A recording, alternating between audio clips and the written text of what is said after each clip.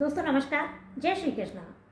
मैं चित्रा मुदगल आपके और मेरे अपने YouTube चैनल आपकी एस्ट्रो पर आप सभी का दिल से स्वागत करती हूँ और भगवान से प्रार्थना करती हूँ कि आप सभी लोग हमेशा खुश रहें, स्वस्थ रहें। अब अपनी बात प्रारंभ करती हूँ।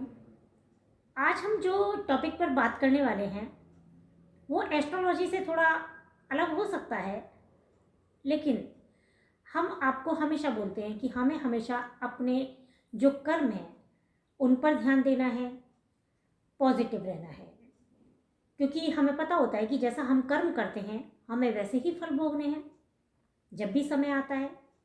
जैसे हम बीज बोते हैं, बीज के जो भी हमने बीज बोया है उसका फल हमें लेना है। उसका फल जब भी आएगा, जब भी समय आएगा तब हमें लेना होता है और हमें मिलता है।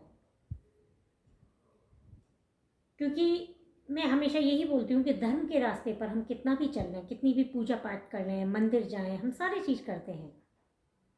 इसके साथ हमें जो रोज़ हम कर्म करते हैं, कहीं ऐसा तो नहीं है हम किसी की बुराई कर रहे हैं बेवजह, जेलेसी कर रहे हैं। ये बहुत सारी चीज़ें होती हैं जो बहुत मायने रखती हैं, तो हमें इनकी तरफ जरूर ध्यान देना है। तो इन्हीं में से हम आज एक कर्म के बारे में बात करेंगे। अभी ये टॉपिक पर बात करने के लिए मेरे मन में इसलिए आया कि इसके दो रीज़न हैं।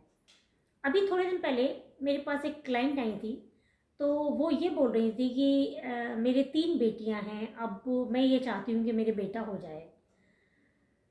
तो मैंने उनको जो बोलना था वो मैंने बोला, तो मैं इसके ऊपर आपसे बात करने वाली हूँ। दूसरा, अभी शादियों का सीजन चल रहा है,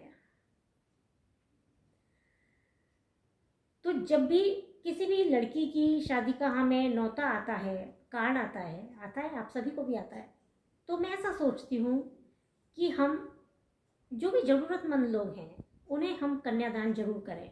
सबसे पहले तो मैं उन लोगों को बहुत अप्रिशिएट करूँगी जो लोग ज़रूरतमंद कन्याओं की शादी में अपना योगदान जरूर देते हैं। जो भी उनकी सामर्थ्य होती है उसके अनुसार खर्च करते हैं। मैं बहुत सारे पिक्चर्स देखती हूँ, फ़ोटोज़ देखती हूँ, तो मुझे बहुत अच्छा लगता है। कितनी अच्छी बात है ये कि ऊपर वाले ने आपको दिया है और आपको इतना दिया है और किसी को इतना भी नहीं दिया, तो आप एक बैलेंस कर रहे हो और एक ज़रूरतमंद की आप उनकी जो भी ज़रूरतें हैं उनको पूरा करने में आप सहयोग कर रहे हो। तो ऊपर वाला कितना आशीर्वाद देने वाला है, ये बहुत अच्छी बात है। ऐसे लोगों से हमें सीखना भी है। दूसरी चीज़ मैं ये कहना चाहूँगी कि जब हम इतना आगे बढ़ चुके हैं हमारे समाज में, हम देखते हैं कि अब लड़के और लड़कियों में कोई भी भेदभाव नहीं है। फिर भी ये बात आज भी दिमाग में आ जाती है कि बेटियां हैं, बेटा भी होना चाहिए। तो सबसे पहले तो मैं ये कहना चाहूँगी, एक पिता के लिए यदि उसकी पुत्री है तो वो बहुत भाग्यशाली पिता है। पुत्री का पिता होना ही सौभाग्य की बात होती है। यदि आपकी बेटी है तो ये कितनी अच्छी बात है।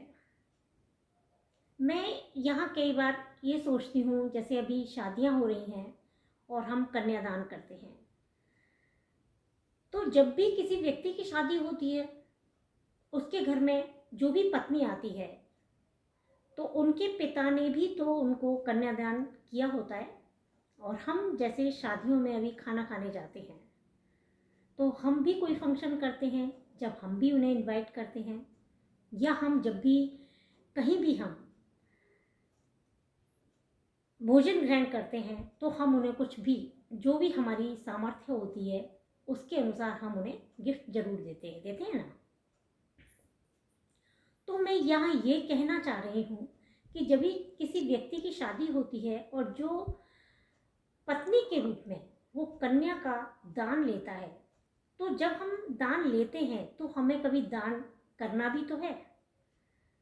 तो वो व्यक्ति पत्नी के रूप में दान लेता है और पुत्री के रूप में दान करता है। यदि किसी भी व्यक्ति के बेटी नहीं होती है तो मैं ये कहना चाहूँगी कि वो अपना कंट्रीब्यूशन ज़रूर दें। जहाँ कहीं भी किसी ज़रूरतमंद कन्या की शादी हो रही है, वहाँ ज़रूर कन्यादान करें, क्योंकि एक पुत्री का पिता होना बहुत अच्छे सौभाग्य की बात होती है।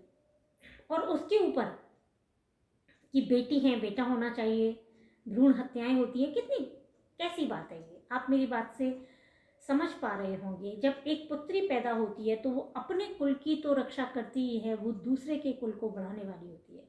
और जिस पिता की पुत्री होती है, जब वो अपनी पुत्री का विवाह करता है तो वो दूसरे परिवार के वंश को बढ़ाने वाली होती है, उनके कुल को बढ़ाने वाली होती है। आपने जो कन्या उनको दी है वो वहां बढ़ोतरी करने वाली होती है। कितनी कितने गर्व की बात है, कितने सौभाग्य की बात है। तो मैं सभी उन पिताओं को बहुत बधाई देना चाहती हूँ। बहुत खुशी की बात है, वो एक पुत्री के पिता हैं। और जिनके पुत्री नहीं है वो अपना जरूर योगदान करें। जहाँ भी ज़रूरतमंद कन्या का विवाह हो रहा है जरूर वो दान करें। यह इनके लिए बहुत शुभ रहने वाला कार्य हो सकता है। तो मैं इस टॉपिक पर बात करते हुए थोड़ा इमोशनल हो रही हूँ। हम कन्या पूजन करते हैं, एक तरफ कन्याओं को हम दान करते हैं और एक तरफ हम ये सोचते हैं कि बेटा होना चाहिए। कैसी बात है ये। और जबकि सबको पता है कि जब भी किसी के घर में बेटी होती है हम कहते भी हैं कि अपना भाग्य लेके आती है। तो मेरा आप सबसे ये निवेदन है, मैंने उनको बोला वो ठीक है, लेकिन मैं आप सभी से ये कहना चाहूँगी कि जिनके भी बेटी हैं इनके ऊपर भगवान का विशेष आशीर्वाद है, भगवान श्री कृष्ण का विशेष आशीर्वाद है, क्योंकि ये दो कुलों की रक्षा करने वाली होती हैं। और जहाँ भी कन्याओं की रक्षा की बात हो वहाँ ज़रूरत जहाँ भी पड़े हम सभी को अपना कंट्रीब्यूशन जरूर देना है, क्योंकि फिर वही बात, जैसा हम कर्म करते हैं वैसा हमें फल जरूर देता है। ऊपर वाला सब हमारे कर्म को देखता है और जब भी समय आता है हमें फल मिलता है। तो आप सभी से मेरा यही निवेदन है कि कन्याओं का पूरा सम्मान करें। आपको यदि ये जानकारी पसंद आ रही है और आपको ऐसा लगता है कि यार इन लोगों तक भी ये बात जानी चाहिए, तो आप इस वीडियो को शेयर कर सकते हैं। अब अगली वीडियो में फिर आपसे मिलते हैं। तब तक के लिए दोस्तों नमस्कार, जय श्री कृष्ण।